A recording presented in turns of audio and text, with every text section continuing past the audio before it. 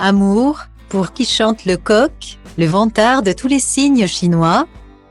10e signe du zodiaque chinois, le coq possède un caractère ouvert et communicant bien à lui, qui lui attire la sympathie de bon nombre de personnes, à condition de ne pas s'attarder sur son côté vantard. Alors, quelle est la compatibilité de ce signe du zodiaque chinois si particulier, qui est véritablement l'âme sœur du coq? Voici les particularités du signe du coq. Le coq, comme son animal symbolique, est une personne particulièrement ouverte, qui possède un véritable don de communication. Drôle, actif, bavard et particulièrement loyaux. Les natifs du signe coq sont d'excellents amis, et sont habituellement très bien entourés. Si ces traits de caractère sont particulièrement appréciables, ils peuvent rapidement devenir irritants lorsque le coq se montre impatient et vantard.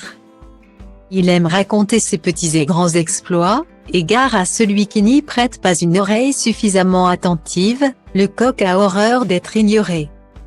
Côté affinité, le coq trouvera son âme sœur chez les natifs du signe du dragon. Mais il formera également un duo de choc avec le rat, auprès de qui il trouvera sa moitié. Vanites tous les deux, le coq et le cheval ne font pas bon ménage à long terme. Il est donc préférable d'éviter de les réunir tous les deux dans la même pièce, entre le coq et le lapin. C'est tout simplement la guerre, ces deux-là ne se supportent tout simplement pas. Malheureusement, il est admis que le meilleur signe du zodiaque chinois n'est pas le coq, mais le cheval, gentil, très intelligent, sociable. Il paraîtrait même que les natifs de ce signe sont les meilleurs amants qu'ils soient. Le coq est certainement un peu trop autocentré pour mériter ce titre. Pour séduire un homme coq, il va être indispensable de le caresser dans le sens de la crête, voire de le flatter tout en demeurant subtil. Le coq a grandement besoin d'attention et de reconnaissance. Il existe plusieurs types de coqs selon votre année de naissance. Le coq de bois, par exemple, est né en 1945 ou en 2005, et se montre un peu trop sûr de lui, mais aussi tendre et énergique lorsqu'il le faut.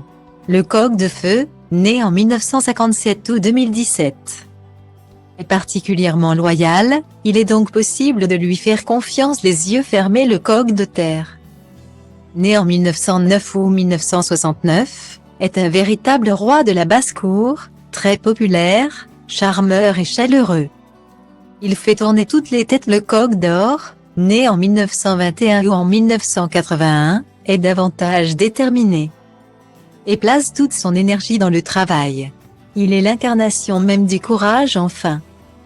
Le coq d'eau, né en 1933 ou en 1993, est un vrai cœur d'artichaut, aussi tendre que sensible, qui s'avère également très empathique.